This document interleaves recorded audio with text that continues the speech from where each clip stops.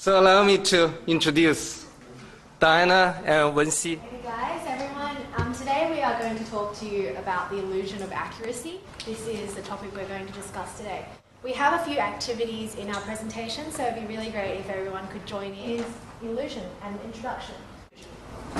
We did a quick sort of dictionary definition search online, and it came up with the first one, something that deceives by producing false belief, leading into impression of reality. So what this basically means is that it tries to mimic what is real. But the thing is, we perceive it as that it is reality, that it is real, but there is something in there that's not quite right. And this is basically what we're going to investigate in translation. So how is this illusion of accuracy created in translation so that we think that it is the real thing? But sometimes we need to question, is this really accurate? You know, what defines accurate in translation? Next slide. Now, before we start, we'll just have a quick sort of video and look at why we are so fascinated with the idea of illusion. And this is basically a vision that we've looked up online. So I have to quickly... Richard Gregory, Professor Emeritus at Bristol University, been involved in psychology vision for many, many years, now retired. This is a cage twice normal size. The back of it, though, is hollow and been painted by a friend of ours. Face moves and head is following you in a very, very pronounced way. Tilted back or forward, it appears to change the expression of his face and demeanour. Painting's flat up, you actually have to get highlights as if it's lit up from underneath. And then you get this wonderful visual optical effect. Richard Gregory, like a ghost. So that's just a quick introduction to what an illusion basically creates. It plays with your mind, it plays with your vision, it plays with your perception. So the next thing we're going to do is an activity. And we've titled this, "Will the real John Howard please stand up?" And basically what we're going to show you 4 different images and 4 different representations of John Howard. And I'd just like everyone in the class to rank from 1 to 4 which one they think is the most accurate portrayal of John Howard. From 1 to 4, and there can be no ties. You can't say, you know, these both do a very good job of portraying. You have to rank them. And the idea is to look at what different people value and why people choose particular pictures to, and why they think that it's more accurate as a representation of John Howard. So the next slide. So I just want everyone to just call out, you know, what they're ordering in. Anyone? Just call out numbers. Sorry? 3142. 3142. You're not an All Saints person, are you? 3142. Anyone else?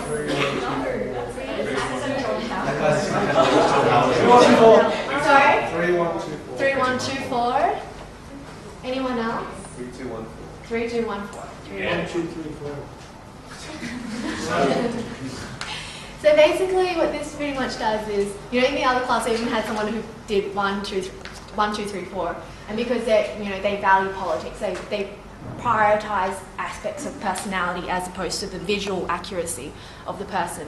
And, you know, people who actually watch a lot of All Saints as to, you know, taking much notice in politics will actually choose number 2 as the most accurate portrayal of John Howard. So really, you know, what is accurate really differs from person to person, and this is what we're trying to say in translation, in that, you know, it's really difficult to come up with something that is accurate because it's only accurate to your own standard, and it may not necessarily be the case for your audience. So the next slide. So this is basically a summary of the activity. So we're problematizing accuracy. You know, different people value different things. Some people value personality, some people value other qualities, you know, features, and it differs from person to person.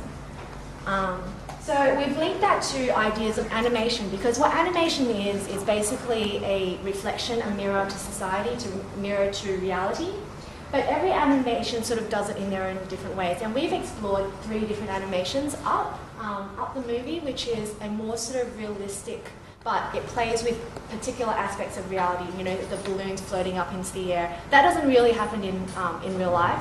But most of the other aspects, you know, the house, you know, if he dies, he dies. He doesn't come back. These things are real.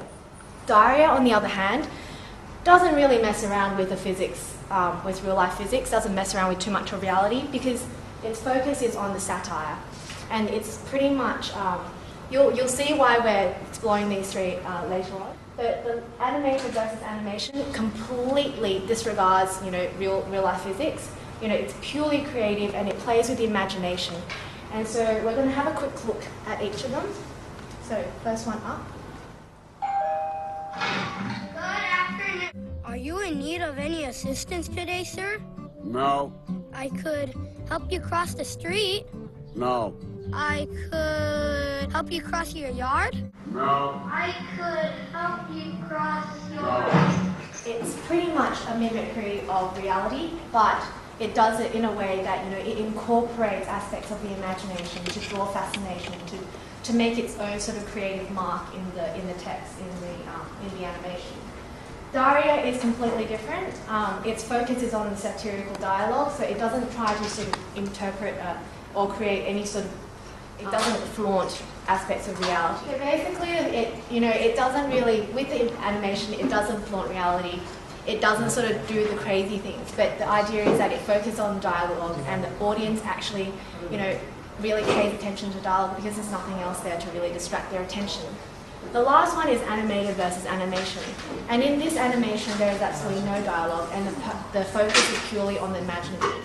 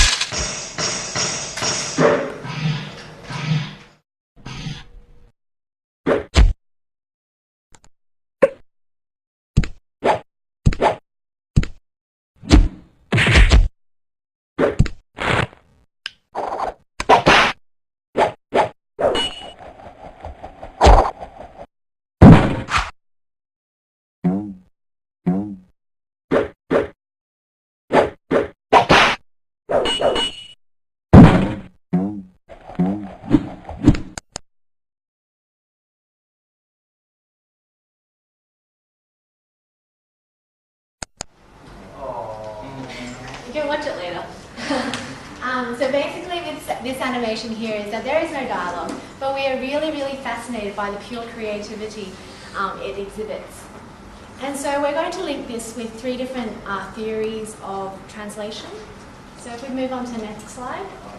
So the first person we actually examined was a theorist called Dryden, and he's one of the earliest translation theorists. He was a prominent English literary figure. And his idea was that all translations can be categorized into three different categories. The first one being metaphrase, and the second one being paraphrase, and the last one being imitation. So with the first one, the metaphrase, this is a verbatim translation technique. And so basically what it does, it translates word for word, and it disregards what the purpose of the text is, and it disregards what the audience is. The whole idea is to make sure that the word itself is correctly translated. And this idea here focuses on the equivalencies between languages. So how do you translate the word into Chinese? There is a specific term.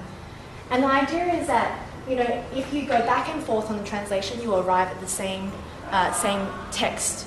So if you, they once did a study of 74 biblical texts, and they translated it back and forth 74 times, and it came up with the same result every single time. So that is the idea of verbatim. It's drawn a lot of criticism because it says that it is like a faith which proceeds from superstition, blind and zealous. So it doesn't really it doesn't really achieve much because you're only translating the word. The idea might be lost, the meaning might be lost, and so you start questioning what the purpose of this translation really is.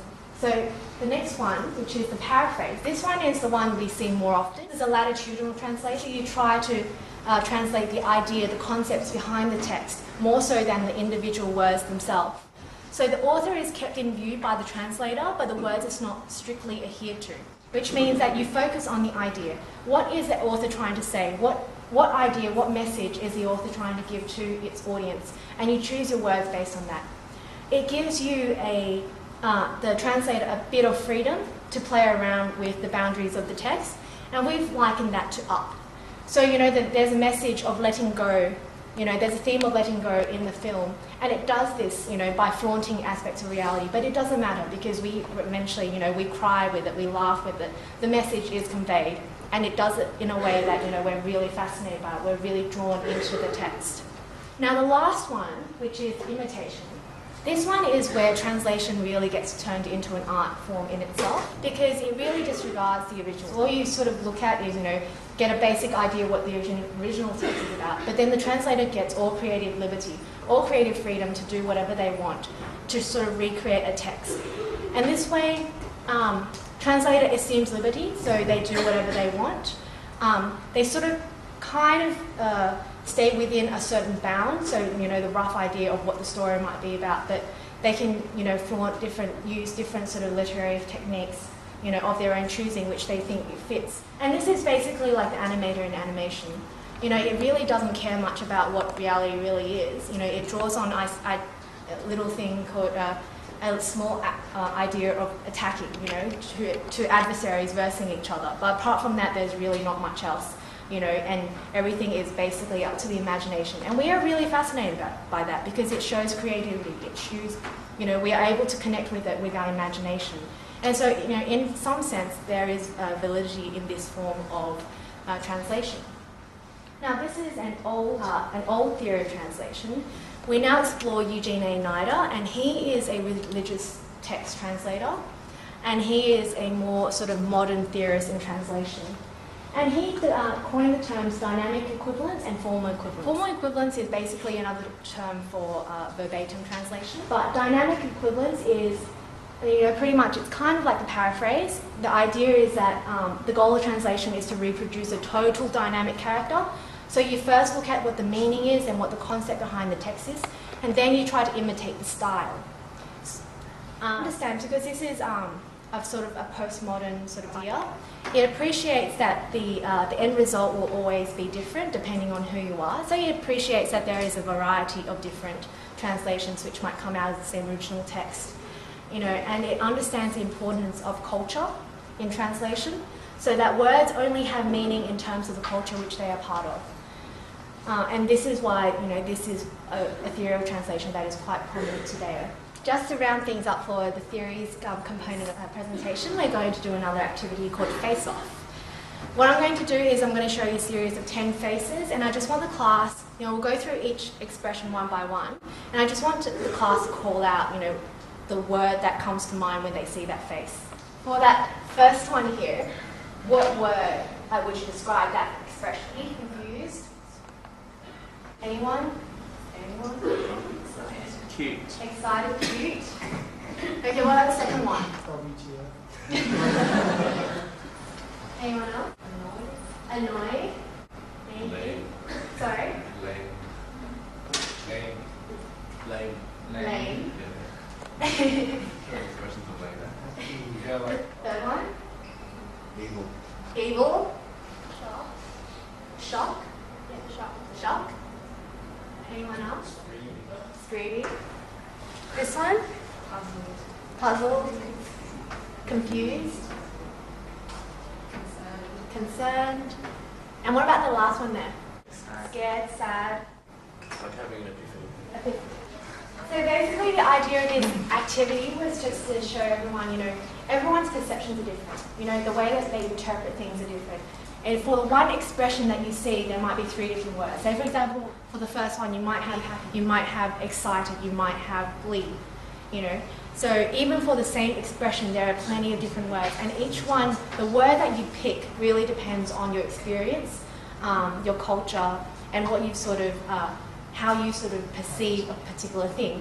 And so this way, everyone's translations, everyone's interpretations will be different. So next we'll move on to conference interpreting, which Diana will go into more depth about. And it's basically looking at how the illusion of accuracy is spun within a conferencing interpreting context. So Wenxi has just discussed how accuracy, how illusion can be defined, and we've also portrayed that through different animations. We've also interweaved different theories from history and how the animations have depicted different life contexts. Now we move on to how this illusion, this accuracy, can actually be portrayed in an interpretive field, and we've chosen conference interpreting as our topic. And for a brief introduction of what conference interpreting will be, we have a quick YouTube video for all of you guys to have a quick watch. Interpreting is a job which you do in an atmosphere where there may be a lot of stress, so the interpreter has to be able to handle that kind of situation. You also switch very fast from one speaker to the next, and you switch languages too, from Finnish to Greek to Portuguese to German to Lithuanian, but I adore it, and I find it's difficult, but you're pumped full of adrenaline, and you do that for 2 hours, and afterwards you're exhausted. It's a hard job, it's an odd job in lots of ways as well. It's a strange thing to do, to be all these different people and not have any control over where you work, when you work, how fast, how slow. If you're feeling tired, it's too bad. You can't think, well, today I'll close the office door and just do a few emails. You're in the booth, you have to perform to their speed and their rhythm. And that can be very frustrating, that lack of control. You need people with an excellent knowledge of the languages they work from, but perhaps even more important, and totally perfect command of their main language, of their mother tongue. Because that's what people hear. The members of parliament sitting in meetings, the delegates in the committees, all they hear is the output, they hear the mother tongue. And that has to be so strong that even under the greatest pressure it won't crack. As the video has suggested, it's actually quite a difficult and very stressful job, conference interpreting, and it actually requires a lot of knowledge as well. It requires quite a professional and a self-assured professional to actually do the job. Conference interpreting actually takes 2 different streams. There's consecutive interpreting as well as simultaneous interpreting. Consecutive is where you're in the same room and the speaker, the interpreter and the listener are in the same room. Whereas simultaneous interpreting, the speaker is in the front with a lot of people, the interpreter is actually in a booth, and the listener is actually facing the speaker without seeing the interpreter at all. How is it that this illusion is created? How does the interpreter make the listener, that is you guys, believe that he is the speaker, that the voice you hear from your headphones is actually the speaker? Now we have a quick activity for all of you guys to do. If you guys would mind just going to the next page, let's see. We're going to put this on mute, and I would like you guys to think and just actually think of what you guys believe you should hear from this video. So we're just showing Nadal here. He's not standing in a conference setting. Something about tennis. Something about tennis? Yeah, that's correct. It's about his match, after his match. About his match? Yeah. What about his voice? What do you think his voice should sound like? Really deep. Really deep? Mm-hmm. Anything else? What do you think his body language suggests? And he loved to say Oh, you guys he's shy. Shy?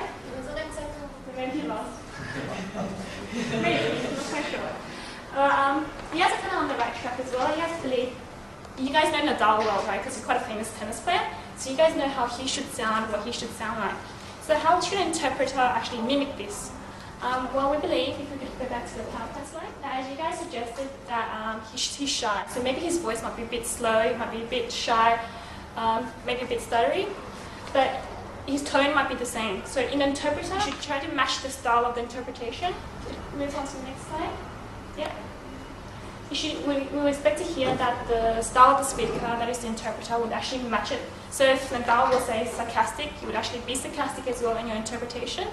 You wouldn't underdo it, and you also wouldn't overdo it, as he might place emphasis on certain things that he might consider quite important. You wouldn't speak in a monotone as well, as I don't think Nadal speaks in a monotone. Next of all, if you could press it, what should be important is also the pace of the speaker. If I was to speak really fast at the moment, but the interpreter would speak very slowly, and like this for the rest of the interpretation, it will actually dispel the illusion, and you actually think that the interpreter will probably omit some details, or he might not be quite correct. So the speed of the speaker is actually quite important as well. And then, so now we've actually discussed what we should hear. What do you guys think we shouldn't hear in an interpretation? Any ideas? Well, I will go into more detail. Accuracy. What we shouldn't hear. What we shouldn't hear, sorry? Yeah, what we shouldn't hear, or you don't expect to hear. Personal opinion. Personal opinion, that's actually quite correct as well. So to avoid this, you could go to the next slide. Silence. So, as you said before, to actually have his own personal opinion, he must have knowledge, which is what I'm going to draw into, is that if he has knowledge of the topic, he's actually able to interpret. And if he's concentrating as well, he will not put his own opinion into the actual interpretation. But also important is that background noise. There shouldn't be any rustling noises, pouring water, tapping fingers, such, because once you hear that, it kind of dispels the illusion that you're hearing a voice that's speaking in front of you and you're hearing the voice, and just dispels that illusion. And lastly of all, we just want to go to the next slide. And what are you listening from? As I suggested before, for simultaneous interpreting, the speaker's at the front, the interpreter's at the back. Where are you listening from? If the visuals don't meet up with what you're hearing, then it causes confusion in your consciousness. Yeah, that's correct. That's why I was trying to prove the point that the tone, the expression, as well as no silence, tiredness. If the speaker was speaking very happily, very forcefully, and the speaker was speaking so tiredly, you kind of think a bit confused as to what he's talking about and whether he's actually interpreting correctly as well. So we are listening actually from earphones, and it's actually quite important that the earphones be at the right clarity, it's clear, there's no static, all your voices can be heard, as you're actually just listening to the interpreter through the earphones, and actually quite important. So from our exercise, we've defined the illusion of accuracy in conference interpreting, and how we might actually create that. So today's presentation has covered illusion, accuracy, and how it's been defined, and how we might perceive them in different animations, how theories have defined them, and also how we can create them in conference interpreting. I hope you've enjoyed our presentation. Thank you for listening, and if you have any questions.